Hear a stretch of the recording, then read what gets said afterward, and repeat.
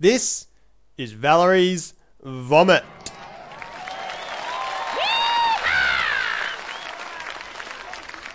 Well, the week had begun. Things weren't looking good. Because you weren't feeling as well as you should, your tummy was swirling around and around. You felt like hurling all over the ground.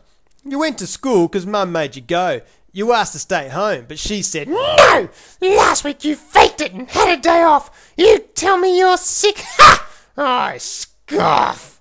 So she drove you to school on a real bendy road. You felt your face go as green as a toad. But Mum didn't see your face turn so green as she raced around corners just to be mean. You got to school, wobbled out of the car. Mum gave an evil laugh. She drove off at high speed, so at school you were stuck.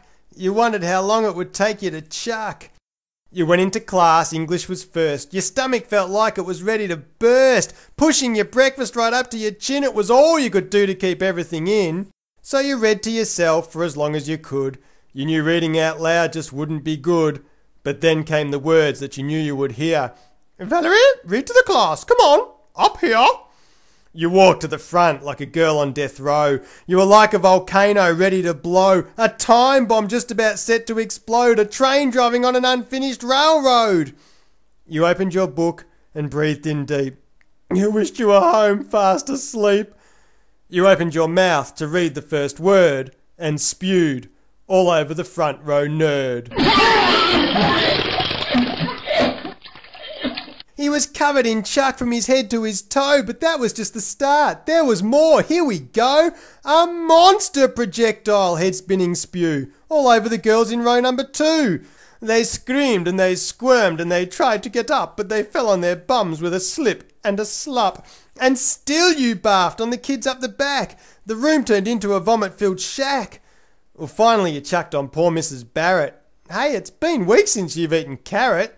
But there it was for all to see on Mrs. Barrett's head, as bright as could be. So your mum got called to pick you up. Come and get Valerie, she's just chucked up. Down to the school your mum had to drive. Took her long enough to arrive. She got there though and looked pretty sorry. In fact, her face was filled with worry. She jumped out of the car and gave you a cuddle that sent your guts back into a muddle. "I'm so sorry, Valerie, you should be in bed. I should have believed every word that you said." Then she squeezed you so tight that you did a quick sum. Sore tummy plus squeeze equals vomit on mum.